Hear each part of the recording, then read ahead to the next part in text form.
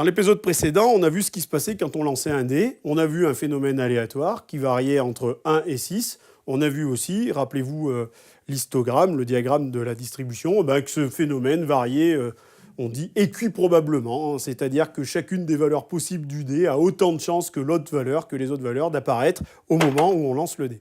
Maintenant, on va complexifier un petit peu l'exercice pour voir ce qui se passe quand on lance non pas un dé, mais 3 dés. Voilà.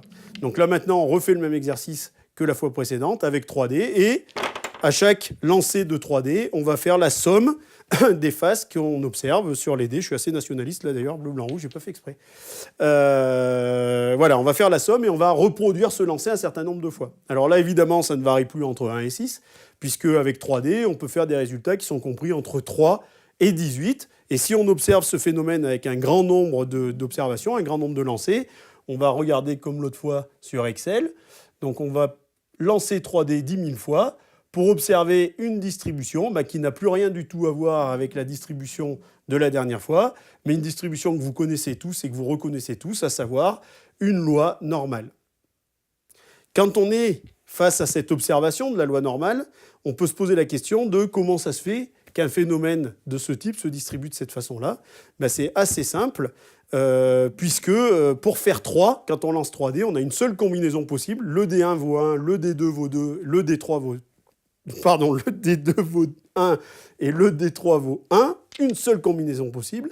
Pour faire 18, on a également une seule combinaison possible. Le premier dé à 6, le deuxième dé à 6, le troisième dé à 6. En revanche, pour faire 10, on a tout un tas de combinaisons possibles.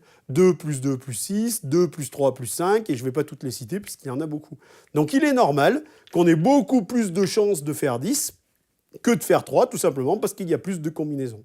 Ce phénomène, il est assez remarquable puisqu'on le rencontre très souvent. J'explique. Un dé, c'est finalement une loi uniforme qui varie entre 1 et 6. L'autre dé, c'est bien une loi uniforme qui varie entre 1 et 6.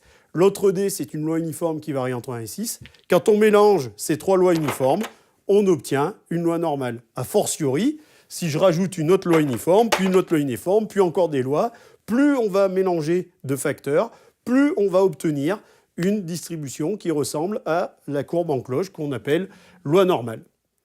C'est pourquoi on connaît bien les propriétés des lois normales et finalement beaucoup de statistiques tournent autour de cette propriété particulière qui a été démontrée dans un théorème qui s'appelle le théorème de la centrale limite.